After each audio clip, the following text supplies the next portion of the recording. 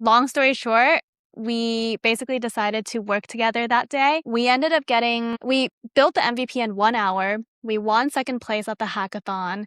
And then somebody paid us money on the spot that day to get access to what we had built. And then plot spoiler. Hi, I'm your host Vishesh, a 5-time founder and a founding CTO for over a decade. Shipping product got easy. Scaling the roadmap, tech strategy, and engineering organization behind it didn't. That's where I help. More info at vishesh.space. My guest today gets founders into Forbes, TechCrunch, and Axios without knowing a single journalist. Kathy Wang is the co-founder of Press Club, an ex-Dropbox designer who built a 10,000-person audience before she ever had a product, then turned cold outreach into a press engine that beats traditional PR agencies. In this episode, she breaks down how her AI agent finds the 200 reporters most likely to say yes, why an AI-written pitch beats one, a founder edits by hand, and the build-in public advice almost everyone gets backwards. If you want press but have zero media connections, this one's your playbook. Hey, hi, Kathy. Thanks for joining me on the podcast. Yeah, of course. Thanks so much for having me. I was looking through everything that you post on LinkedIn, so I'm super excited. Something here. Give us your elevator pitch to begin with. What does Press Club do, and how did you get started? Yeah, of course. So I'm Kathy. I run a company called Press Club. We help founders land press like on Forbes, TechCrunch, Axios, all of which we have gotten clients full features on. I always frame it like this. We function like a traditional PR agency in the sense that we land you press, that is the result, but we're different in the sense that we actually don't rely on warm connections at all. Actually, we don't know a single journalist, so everything we do is purely through cold outreach through AI. Oh wow, that's an interesting thread. We will definitely dive into it. Yeah. How did your friends and family react, and what was the moment you decided, you have to take this leap? Yeah, so for context, I quit my job around a year ago, around this time. So this is a little bit of a full circle moment. I actually am a designer by training. So I worked at Dropbox, IBM, Snorkel AI most recently. And I actually went to a conference. Do you know Figma Config? Yeah. The design conference for that they host annually. So they actually hosted it in San Francisco last year around this time. I met this guy, the speaker named Nolan Perkins, and he's a designer by training. He's a content creator, so he builds in public, posts on LinkedIn, on TikTok, and one of his apps really took off. It's called Task Tree, so it's like a to-do list, task management for people with ADHD. And so that really took off. He became a founder of that. And I remember thinking, sitting in the audience thinking, holy crap, this guy is a designer, a content creator, a founder. That's everything I want to do. And obviously, I know these paths to exist individually, but I had never seen somebody take all three and be very successful with it. So I kid you not, I was like, oh my gosh, this guy is doing everything I want to do. So I kid you not, a week later, I quit my job. So you didn't even have the idea of Press Club and you just quit. Correct. Yeah, I didn't even have the idea. I knew that I wanted to start a company at some point, but I didn't have the idea for Press Club. I didn't have a co-founder, just going solo. So yeah, I just quit with nothing lined up. Yeah, truly quit with nothing lined up. So how did you end up at this idea? Yeah, so I did content creation actually for a little bit after I quit because I was like, I don't want to rush into building a company. I want to take my time. Oh. I actually, for context, I had experienced a co-founder breakup previously. And so I was like, I don't want to rush into this. I want to do this right. And so anyways, I put all of my efforts into content creation, posted on LinkedIn every day for 6 months straight, posted on TikTok 3 times a day, every day for 100 days straight. And so that was basically my whole time. And then I also, along with putting myself out there digitally, I also put myself out there physically. So taking advantage of the fact that I live in San Francisco, going to events, hackathons. And it was at this one hackathon at AGI House in Hillsborough. So at the beginning of every hackathon, you go up and you pitch your idea, right? That's how you form teams. And so actually, I remember this guy, he was pitching. He was like, he mentioned that he's a repeat founder. And his first company, he mentioned that he really wanted to get press for product launch, but he didn't want to pay. Traditionally, if you're a founder and you want to get press, you pay, $10K a month for a PR agency. And he is like, I didn't want to do that. So he basically was like, fuck it, I'm just going to do it myself. Right. So he actually led a team of 7 people. He had half of them drop everything and just send out cold emails to journalists. So at the end of the day, they ended up sending out 200 cold emails over the course of a week. And this was pre-ChatGPT, pre-GPT-3. So you can imagine how manual it was.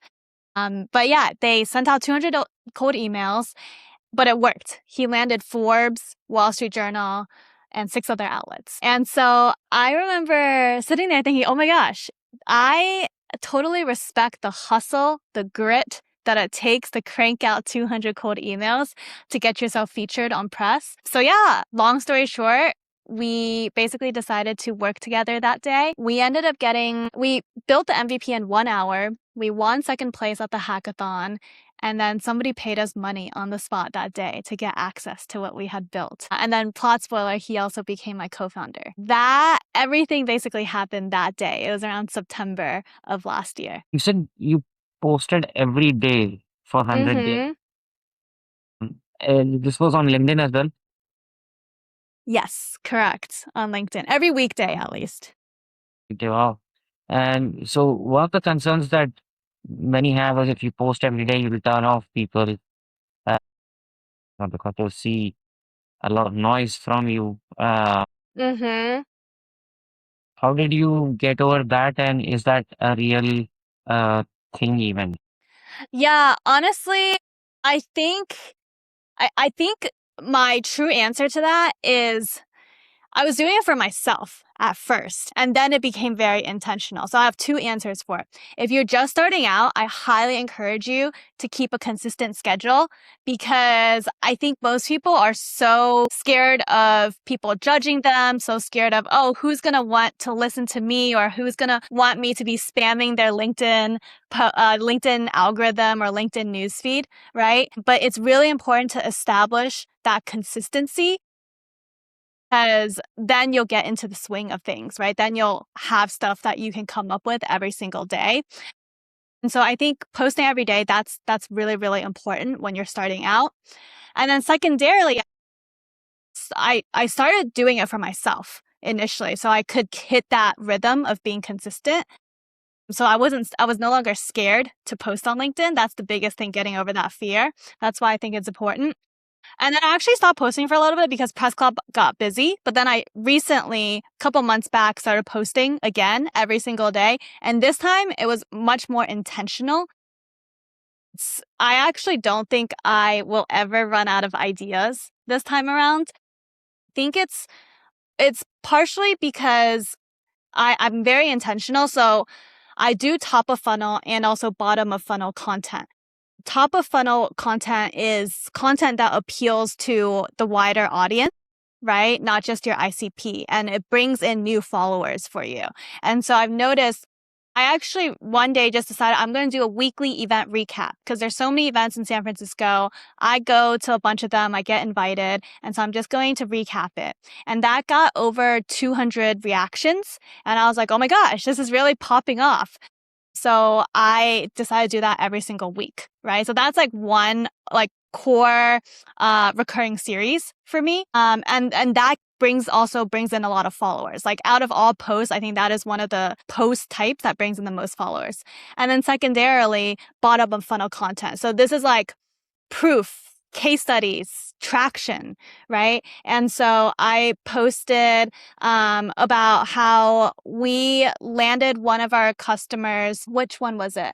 About how we landed one of our customers on Forbes, right? And this was a really, really exciting and big deal for us. And this was actually, in an industry in fintech that we hadn't worked in before, and it kind of proved our model that we are industry agnostic. So I added some core insights into it. But anyways, I posted it and it also got a lot of reactions, right? So the different types of posts, I have it recurring, and it's very strategic, it's very intentional. One is to get people into as my followers, and the other is to get customers. And so I think honestly, if you're intentional and strategic about it, like there's no cost to posting every single day. I even posted on the weekend, so to make up for the fact that I didn't post 2 times last week. And so yeah, I think one, consistency is really important, especially when you're starting to post, to get over that fear. And then 2, if you're intentional and strategic about it, like there's no issue with posting every single day if it's helping your business, if it's helping your top of funnel. Yeah, posting consistently definitely. For me, it's been the cadence has been 3 times a week. Yeah. I also try and do for the podcast. I try and do YouTube as my first Mm, test platform where I see what sticks, mm, and then from that data and some gut feel, I pick one of them and then post it. interesting. And so you kind of measure the metrics on YouTube, Yeah, like yeah, what sticks. just to get a feel Gotcha. of what's sticking and what will resonate with folks. Yeah. Very cool. And so, what's the one you build? So you've been building in public. Mm-hmm.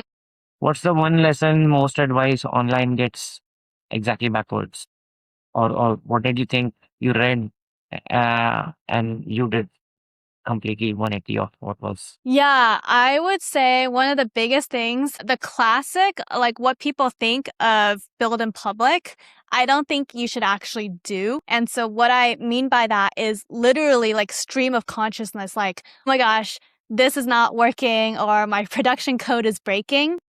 Oh, And I don't think you should actually post stuff like that on LinkedIn, especially. And the reason is because I feel people like go to LinkedIn for 3 reasons. They want to be inspired, educated, or entertained, right? oh, And when they just read that, oh, I did something bad or things aren't going the way that I thought they would, kind of, it's almost like, you know, that quote, complaining without a solution is called whining. It's kind of like that a little bit. It's like, okay, and what, right? Like people want to be inspired, they want to be educated, unless you can make it funny. So I think honestly, like I'll just give you a very specific example. There was a point in time for the company when we were really struggling with getting journalists to respond. Like now we consistently, the AI agent consistently averaged at 10% response rates. So we're great, right? But there was a time when we were like, man, is this even working? Like, I don't know what's going on. Do we need to fix our messaging? Do we need to fix which journalists we target? And I could have posted about that, but I knew that it wouldn't do well because it doesn't bring value to anybody, right? I'm basically asking for people, and maybe somebody might have responded that would have kind of changed the course of how we were approaching it, but it wouldn't have made for a good LinkedIn post in terms of engagement. Compare that to when then the other day, right? We got a journalist to respond. We had our first meeting with a client on, I think it was like July 9th. And then we literally got a tier 1 reporter to respond a week later. Right. And so that was just like the fastest campaign we've ever done. Another example is a post. I think got 5 or 6 journalists to respond yes, that they wanted to publish on this particular client. So those types of posts, like I kind of talk about, okay, this is what happened and here's how we did it. And I think people prefer those types as opposed to, oh, like, I don't know what I'm doing. Can somebody help? Right. So I think it's important to distinguish between the types of like what people think are classic build in public posts and the types of posts where people are actually being educated or inspired, where you can then look back on things that didn't work out as well and kind of reflect on why they didn't work as well and what you did to make it better. I think people prefer those types of posts, especially on LinkedIn. that makes sense. I think I've heard Harry Stebbings say this: post something that is educating or entertaining, but inspired is a Mm-hmm. really good addition because Yeah. I don't think That works as well on LinkedIn. So yeah, Yeah. good tip. Actually, you said you also host event. What kind of event are you hosting?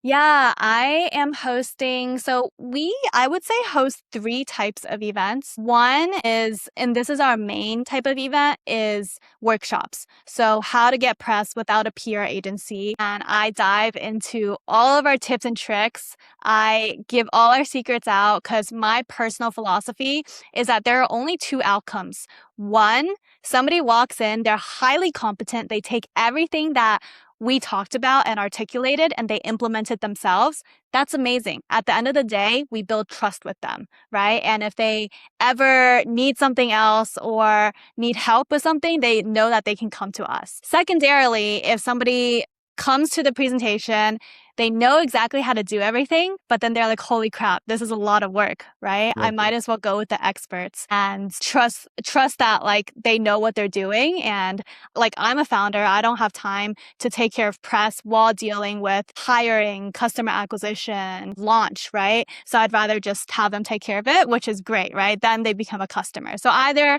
they become somebody who really trusts us or they become a customer, right? So it's a win-win basically, right? Because I've had people ask me like, hey, is it bad to give away all your tips and tricks? And I'm like, no, like I think it's a great it's a great subset of build in public. So that's one type of event. Another type of event is larger scale events. We recently hosted a World Cup watch party for the semifinals, co-hosted with Pilot, Notion, Persona. And so that was a really exciting event. I remember when this was the semifinals when Argentina was playing. I remember when Argentina made their first goal, everybody went crazy. I still have the video of it. So those have been fun events. And then finally, smaller scale events. So like private dinners. We want to do one where it's like a founder spa, like a cold plunge with hot sauna. So like more curated, intimate types of events. Yeah. So we're exploring. But I think eventually we will know which types, because we're big on metrics and data. We will know what type of events produces the most qualified leads, and then we'll just double down. And so the how-to series that you're doing, is that a webinar or an in-person event?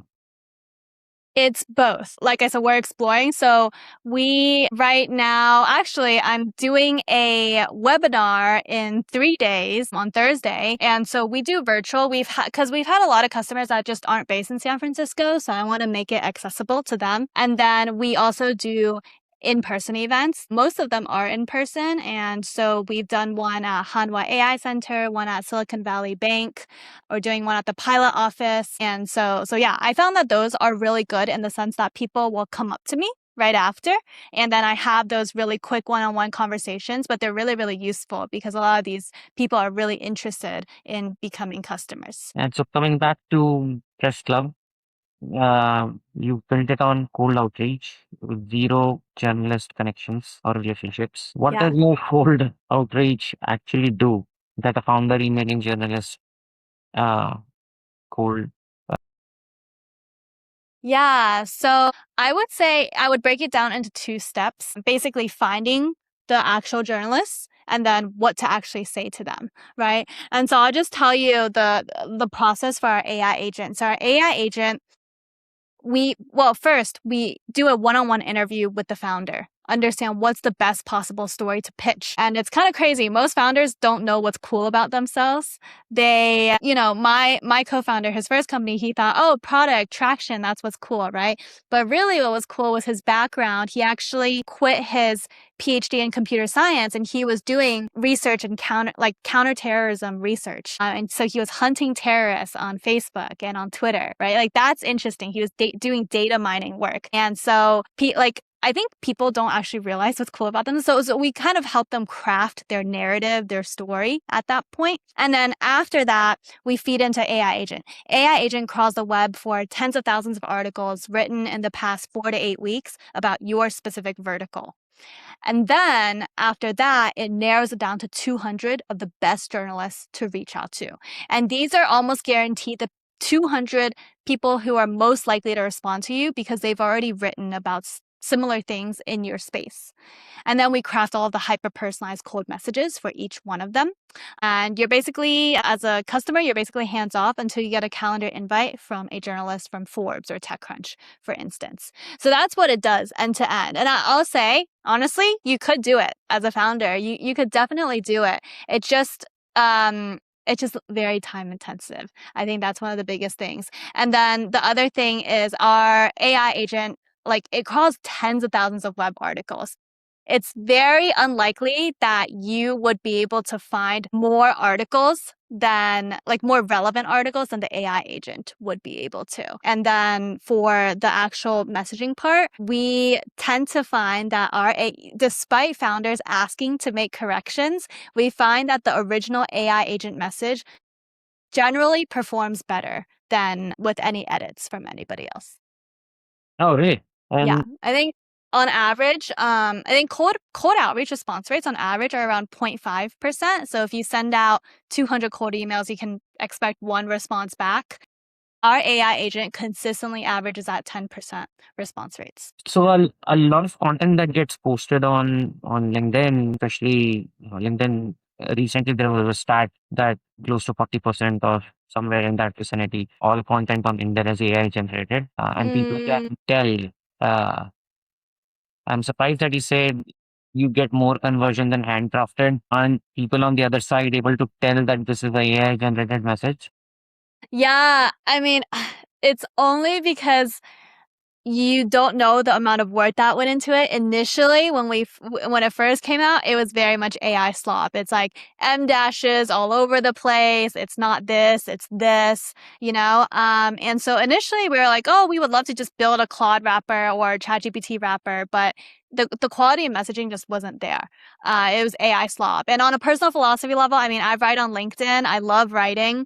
And so I'm very much against it as well. I'm sure you've received cold emails that are AI slop. You can tell immediately, right? And journalists of all people are anti-AI slop, right? The like second they clock it that it's written by AI, they're already getting 200 to 1,000 emails a day. Like they're not even going to give you the time of day if they think it's written by AI. So we had to be very careful with the quality of messaging. So when we first started, we had to build up, first of all, we had to build our own internal AI agent because of that. The messaging was just that important, right? And then when we first came out with it, it was okay, but we were still going through manually vetting every single message, right?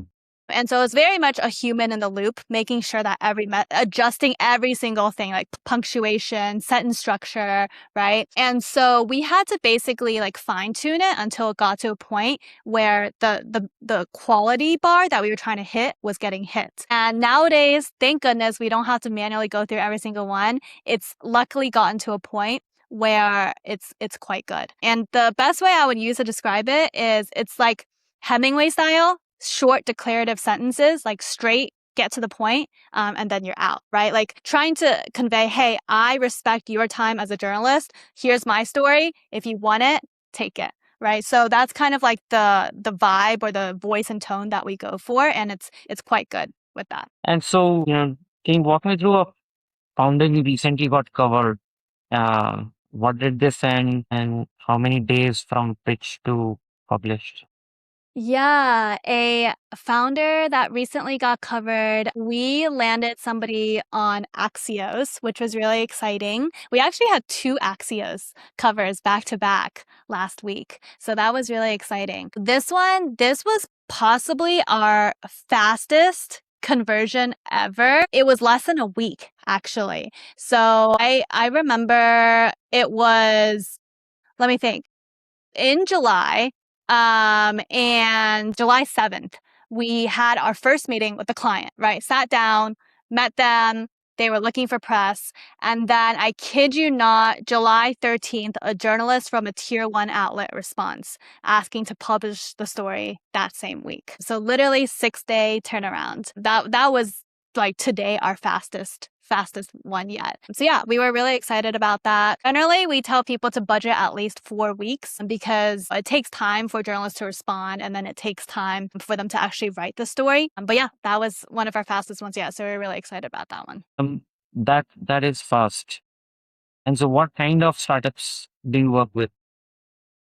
Yeah, we typically work with pre-seed, seed, Series A founders or heads of growth, heads of marketing. And we ask that they meet our 3 criteria. So fundraise announcement, ideally you just closed, but you haven't announced it yet. A product launch, ideally a category creating product, and then strong traction. So for instance, one of our clients had hit $1 million in ARR within 4 months.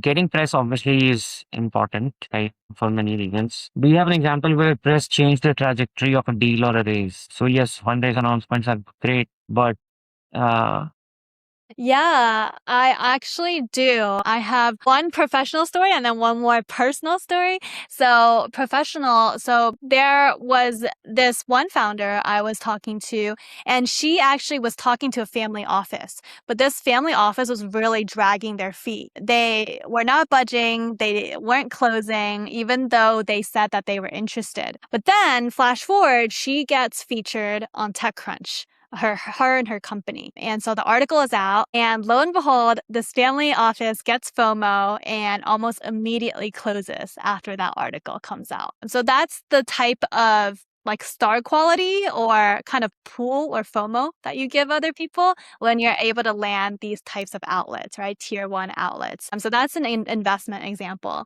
I have another example of a friend. This one is kind of funny. A friend who was dating like on Hinge, and she was talking to this guy, but I don't think she was super interested until she saw separately that he was featured in a TechCrunch article.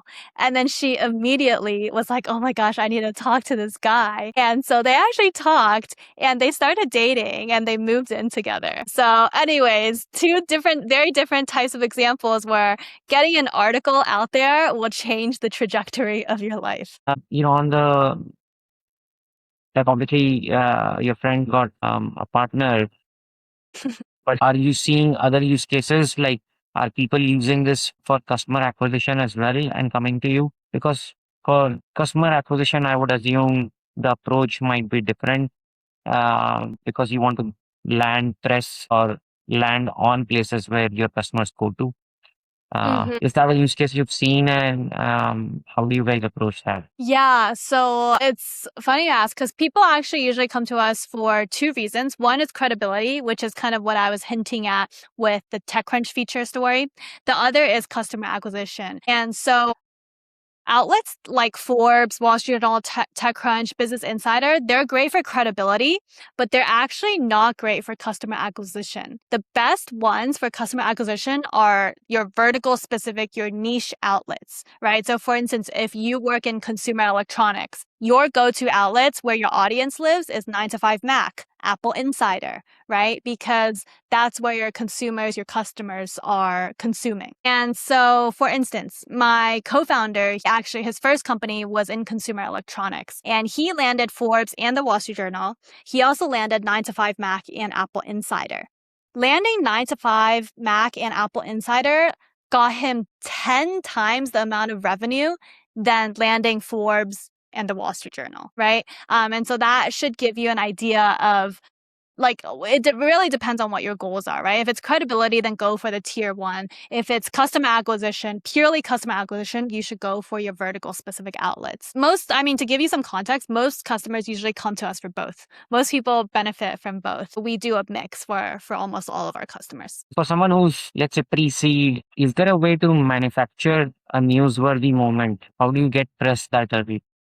Yeah, if you're pre-seed and you haven't fundraised, right, is what you're referring to. Right. Yeah, I would say, the other 2 you need to hit very strongly. So product launch.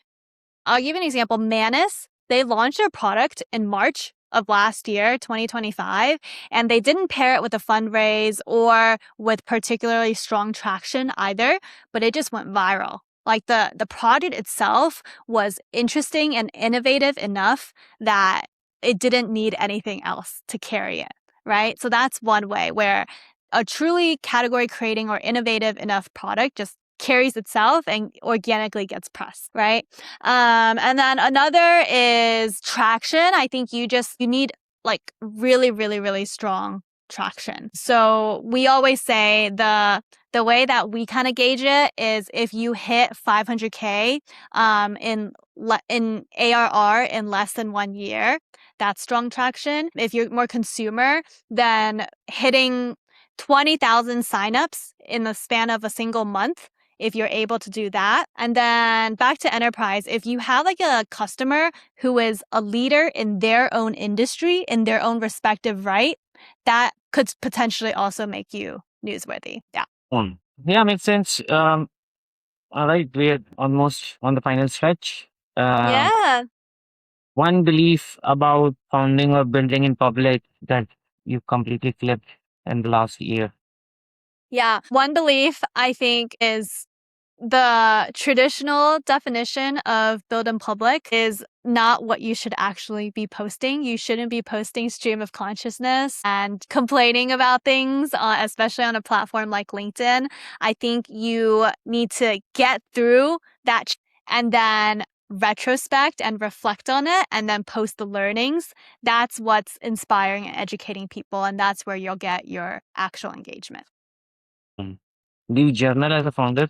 Did you say, do I journal as a Yes. founder? I actually don't. The closest I come to journaling is stream of consciousness to Claude or ChatGPT.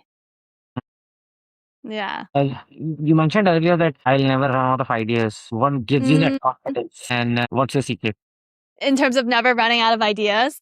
for content? Yeah, for content, honestly, I think it's a muscle you have to train. Like anybody, like at the beginning, it's really, really tough. It's like, oh my gosh, I don't think I can do it. Honestly, when I first started, I went to the way that I actually started posting. I went to a conference called Human X in Las Vegas last year, and we won a hackathon there. And so I milked the shit out of that. I wrote 4 straight posts about it. I posted about it for a whole week. I was like, hey, we won. Here's a picture of me and my team. We won. Here's a video recap of the entire conference. Here are my takeaways and learnings from winning and what it takes to win a hackathon. And then after that, I was like, holy shit.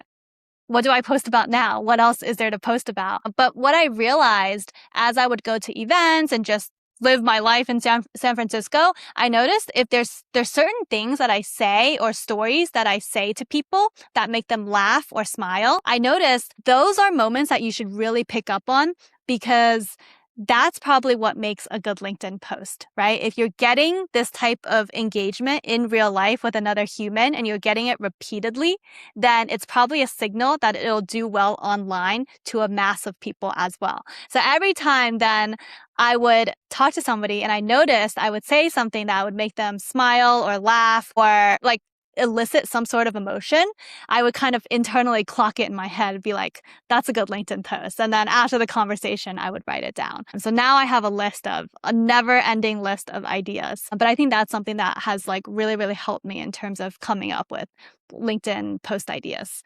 The other thing is just going to events, like doing recap. Hosts, like organizers, hosts, speaking from a host, having been a host myself, they love it when you post about their event on LinkedIn. So that's another way to also make a good connection. If I'm trying to get somebody as a customer, I'll maybe make a LinkedIn post about their event because it's bound to stand out from a sea of people that, there's, 300 people who registered for the event, but maybe only a handful of people who made a LinkedIn post and mentioned you in that post. So that's another great way to make content. Yeah, you're kind of giving away before even asking anything. So, if a founder does exactly one thing after this episode, to get press, of course, what is it?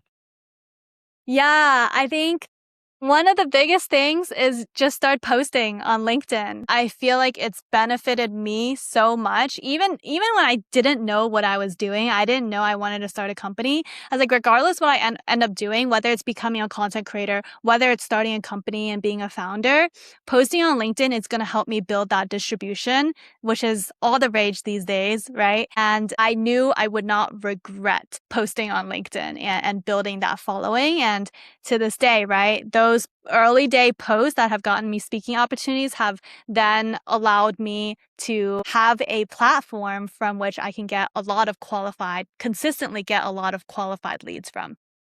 I think even with a lot of AI push that's happening on there, it's still the case, or you think things are changing a bit? I think because there's a lot of AI slop, it's actually easier to stand out because if it's a human written post, then you will already stand out, right? Amongst the sea of AI slop. I also, oh my gosh, I see AI slop comments as well. And I always have a whole internal conflict whether I should respond to them or not, because technically they're still bringing engagement to my post. Yeah. Get it, but I think, as if you're writing from the heart and if you're being vulnerable, I think you should post on LinkedIn. I still think it'll give you outsized benefits. And then actually, I'll give you an example. I forced my whole team to do a 30-day post on LinkedIn challenge. They all did it, and they all at the end, and keep in mind, this is like one of them was my co-founder, and he rarely posted on LinkedIn prior to this. After this 30-day challenge, he was like, oh man, this makes me want to post more. Right. And this is a lot coming from somebody who's in engineering who likes to just be heads down product development. So I was like, if he can say that, then there's clearly a benefit to posting on LinkedIn. To me, he told me it feels like there's such an outsized benefit. Most people are consuming and lurking and scrolling on LinkedIn. The minute you flip the switch, it's a different dynamic. You are the person who is posting. People come to you because they see your post, right? And so you're flipping the script. But in order to get there, you have to be brave and be willing to stand on the other side. And so I'm sure that during those 30 days, there were days when, the day is about to end. I haven't posted anything. How do I meet that challenge? Yeah, you're asking like, how did they get over that? Yeah.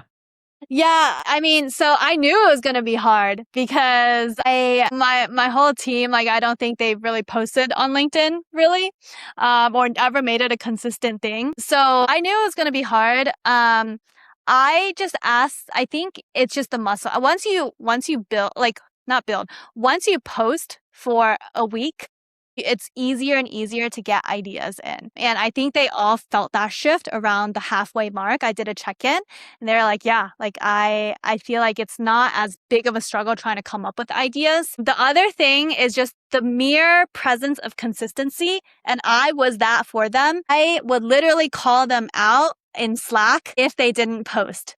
So every single day I was on their ass about it. And I think that also helps to just have somebody chase you down and force you to have that discipline. Yes, yes. Where can people find you and follow Press Club? Yeah, I mean, I'm very active on LinkedIn. So I check it as much as I check my texts, actually. So please come find me on LinkedIn. Yeah, that's the best place to find me, Kathy Wang at Press Club. Well, Kathy, thanks for joining me on the podcast. It was a pleasure having you. Yeah, thank you so much. This is amazing. If you found this useful, you can subscribe to the podcast on YouTube, Apple Podcasts, Spotify, or your favorite podcast app. See you in the next episode.